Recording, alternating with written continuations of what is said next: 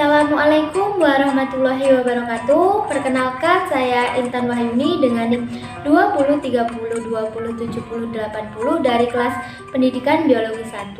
Di sini saya akan menyelesaikan tugas akhir metodologi pengajaran dengan dosen pengampu Ibu Khalida Ulfa MPD. Di sini saya menggunakan model pembelajaran Sikel 5E, di mana materi yang saya pilih mengenai sistem gerak pada manusia kelas 11.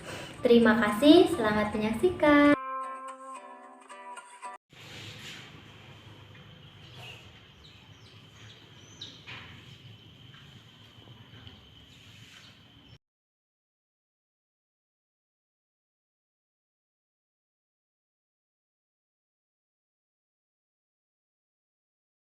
Assalamualaikum warahmatullahi wabarakatuh. Waalaikumsalam warahmatullahi wabarakatuh. Sebelum memulai pelajaran, alangkah baiknya kita berdoa terlebih dahulu.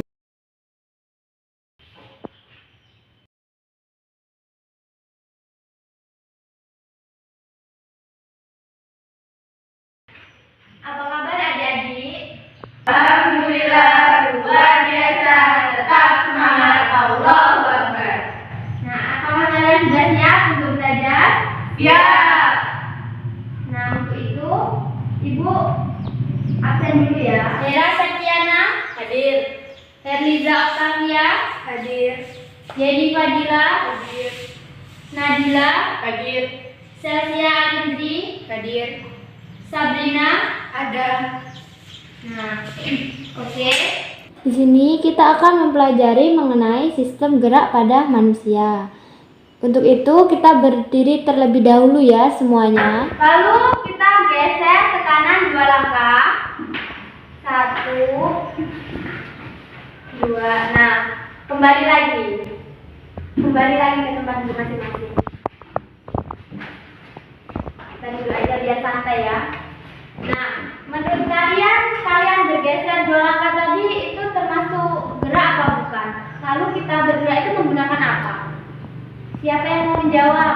Saya Bu ingin menjawab.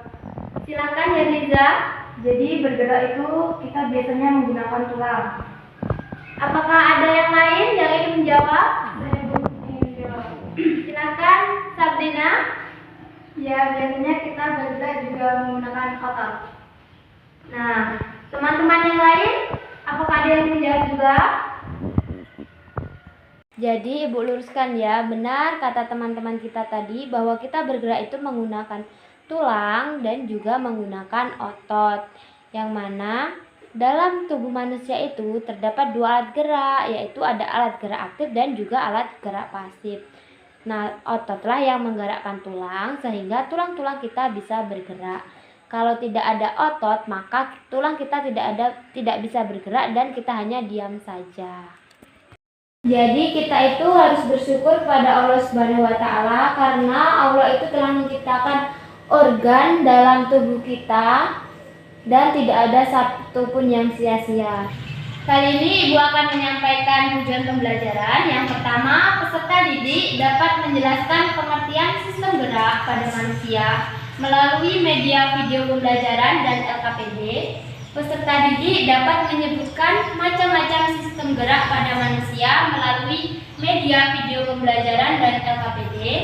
Peserta didik dapat menjelaskan fungsi rangka tubuh manusia melalui media video pembelajaran dan LKPD.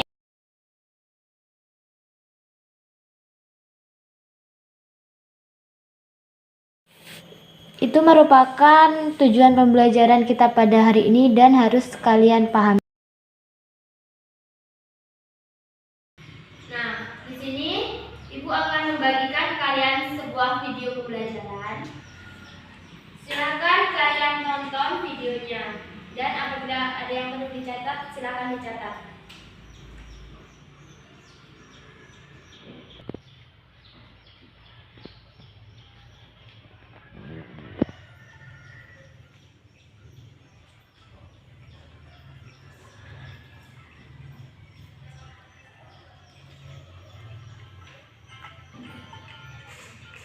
Assalamualaikum warahmatullahi wabarakatuh.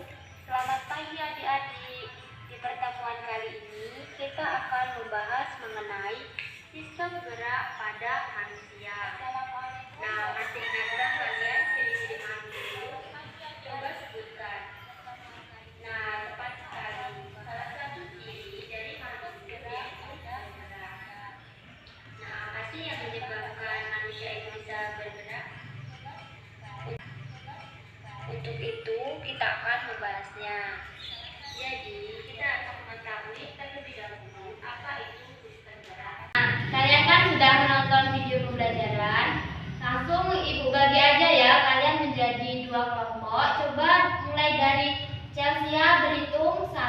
2. Nanti Yaliza 1 lagi, Hera 2. Dan sampai ke belakang. Coba, Cacia mulai.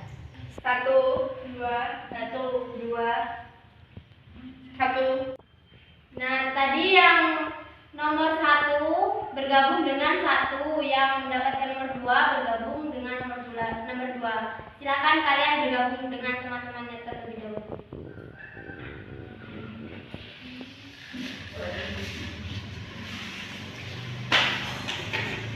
Mejanya disusun yang bulat ya, buat kelompok kita.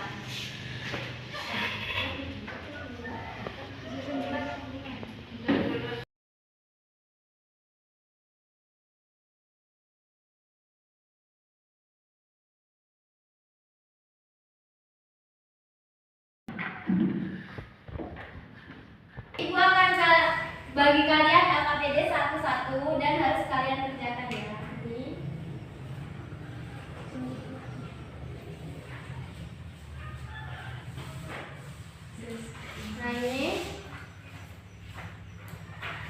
Nah ini harus kalian kerjakan selama 20 menit.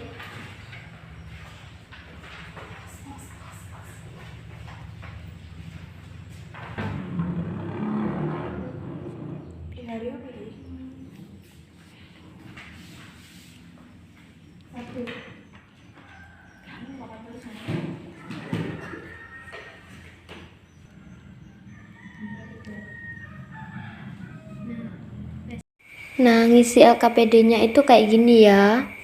Nah, seperti ini. Kalian harus menyelesaikan permasalahan yang ada di dalam LKPD ini semuanya, baru nanti melakukan diskusi.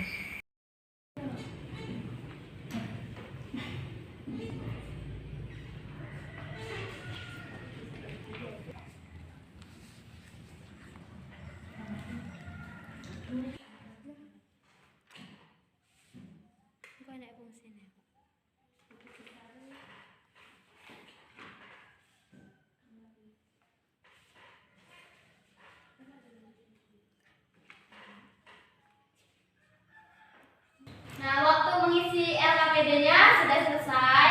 Sekarang kalian cocokkan LKPD kalian dengan teman diskusi kalian, teman sekelompok. Silakan kalian cocokkan mana yang tidak sama, kalian samakan aja. Kayaknya ini salah deh. Seharusnya kan menggunakan otot, tidak menggunakan tulang aja. Soalnya kalau pakai tulang aja, kalau nggak ada ototnya pasti nggak bisa bergerak. Dengar dulu ya. Benar, sudah. Bu. Kalian cocokkan lagi ya. Waktunya masih panjang.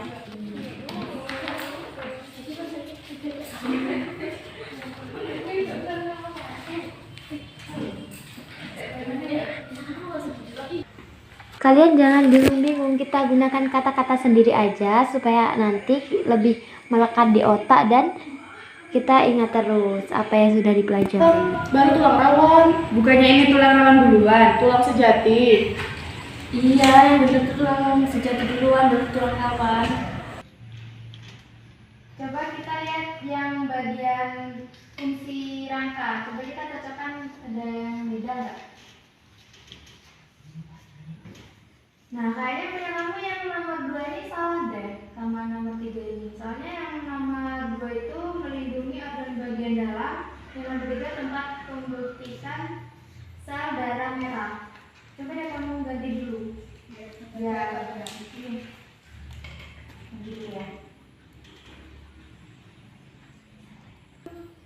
Iya, soalnya kan tadi saya lihat dari video tadi sih kayak gitu. Kok punya aku nggak kayak gitu? Balik itu yang nomor 3 itu di nomor 2, yang nomor 2 itu di nomor 3.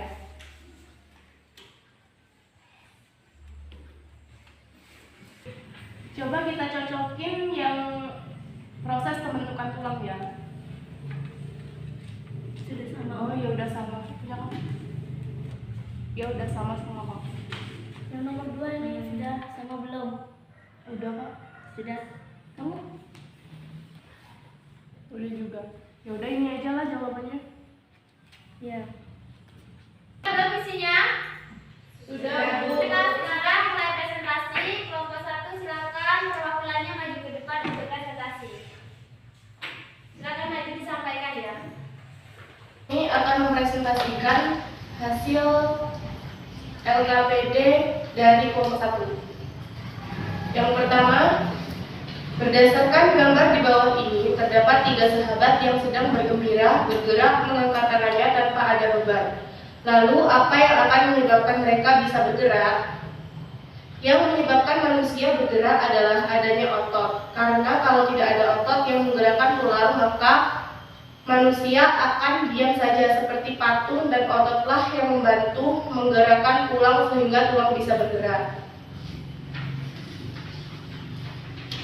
Yang kedua, perhatikan gambar rangka di samping, kemudian deskripsikan fungsi rangka tubuh manusia.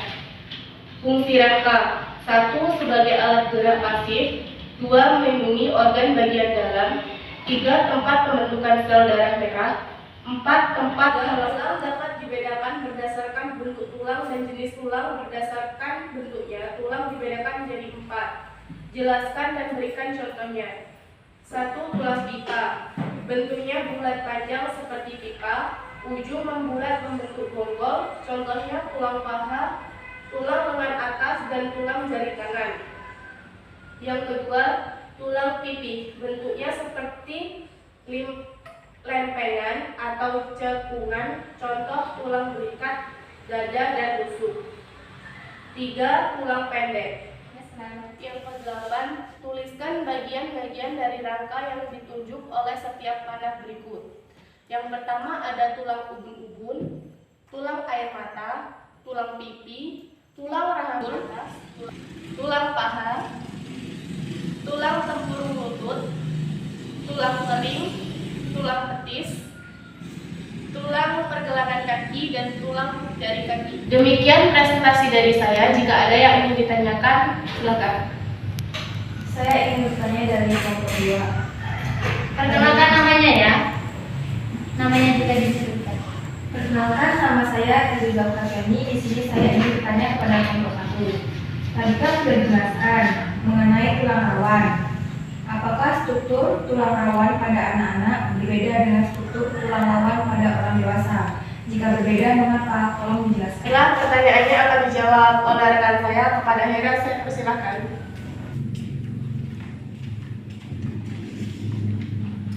Baiklah, saya akan menjawab pertanyaannya.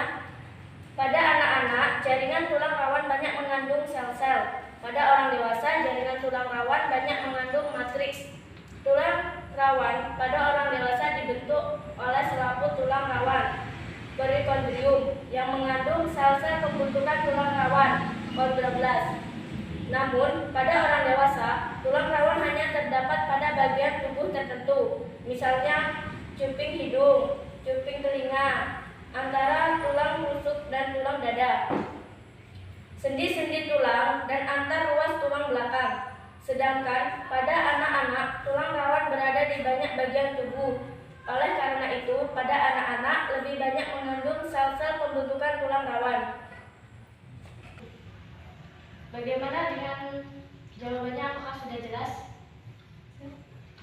Baiklah, presentasi dari kami akhiri. Wassalamualaikum warahmatullahi wabarakatuh. Waalaikumsalam warahmatullahi wabarakatuh. Nah, selanjutnya presentasi kelompok 2. Silakan perwakilan dari kelompok 2 yang maju ke depan. Assalamualaikum warahmatullahi wabarakatuh. Waalaikumsalam warahmatullahi wabarakatuh. Saya perwakilan dari kelompok 2 ingin mempresentasikan hasil LKPD dari kelompok kami.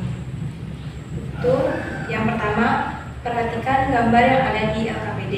2. Berdasarkan gambar di bawah, terdapat 3 sahabat yang sedang bergembira bergerak mengangkat tangannya tanpa ada beban. Lalu apa yang menyebabkan mereka bisa bergerak? Yaitu, yang menyebabkan manusia bergerak adalah adanya otot. Karena kalau tidak ada otot yang menggerakkan tulang, maka manusia akan diam.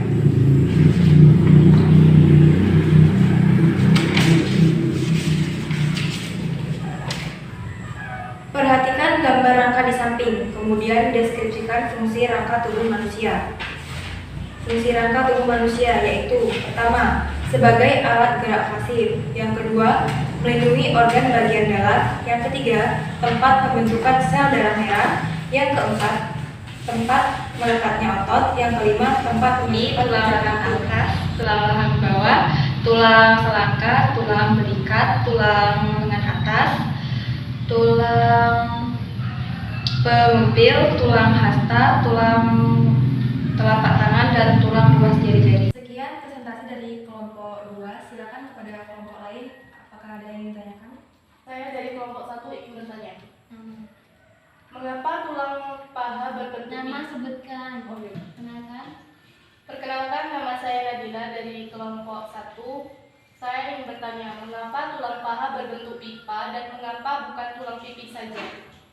Oke, pertanyaan dari kelompok 1 saya terima dan akan dijawab oleh Dila.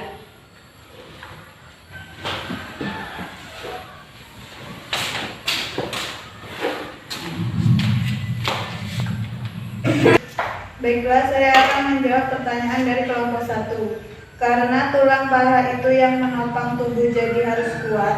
Nah, sedangkan tulang pipi itu berbentuk lempengan atau tukungan, jadi tidak cocok kalau tulang paha itu tulang pipi. Sekian presentasi dari kelompok 2. Saya akhiri. Wassalamualaikum warahmatullahi wabarakatuh. Waalaikumsalam warahmatullahi wabarakatuh. Nah, jika ada yang kurang jelas atau yang ingin ditanyakan, Ibu persilahkan. Bu, saya izin mau bertanya. Ya, silakan. Tulang ekor rawan terhadap benturan. Nah, apa yang terjadi pada manusia jika tulang ekor tersebut patah atau rusak? Nah, ya, pertanyaannya bagus sekali. Di sini kalau tulang ekor kita rusak itu atau patah, maka akan mengakibatkan masalah serius pada diri kita. Karena saraf dan otot itu melekat pada tulang ekor, seperti saraf yang mengelilingi seluruh tulang belakang, otot-otot dasar panggul, daerah usus, serta paha dan kaki bagian atas. Apakah sudah paham? Nah, di sini Ibu akan meluruskan sedikit. Tadi kan ada yang bertanya mengenai tulang paha mengapa berbentuk pipa dan tidak pipis saja. Kita kan sudah mempelajari mengenai pembagian tulang, di antaranya ada tulang pipa, tulang pipi, tulang pendek, dan tulang tak beraturan. Nah, tulang paha itu kan menopang tubuh kita ya. Jadi, yang paling cocok itu yaitu tulang pipa, karena tulang pipa itu bentuknya seperti pipa dan ada bonggolan sehingga dia kuat untuk menopang tubuh. Kalau tulang pipi itu kan berbentuk seperti lempengan, nah maka tidak cocok karena contoh dari tulang pipi itu terdapat pada di pipi kita, di tulang kepala kita. Kan pembelajaran hari ini yaitu kita telah mengetahui fungsi dari rangka. Yang pertama, siapa yang tahu tadi fungsi rangka? Ada yang tahu? Ya, silakan. Melindungi organ bagian dalam, tempat pembentukan sel darah merah, tempat melekatnya otot, tempat pembentukan zat kapur. Nah, yang pas sekali. Yang kedua tadi kita sudah belajar mengenai pembagian rangka. Ada yang masih ingat rangka apa saja yang sudah kita pelajari tadi? Ya, silakan. Jadi yang pertama itu ada tulang punggung, ada tulang pipi, tulang air mata, rahang atas, rahang bawah, tulang selangkah, tulang belikat, tulang lengan atas, lalu tulang pinggul, ruas-ruas tulang belakang, tulang pempil, tulang hasta, tulang telapak tangan, dan tulang ruas jari-jari. Kemudian ada tulang ekor, tulang paha, tempurung lutut, tulang kering, tulang betis, tulang pergelangan kaki, dan jari-jari kaki. Nah, ya.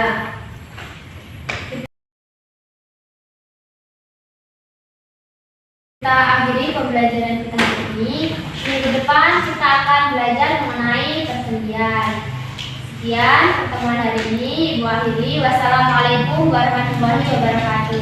Waalaikumsalam warahmatullahi wabarakatuh. Silakan kalian rapikan mejanya lagi ya.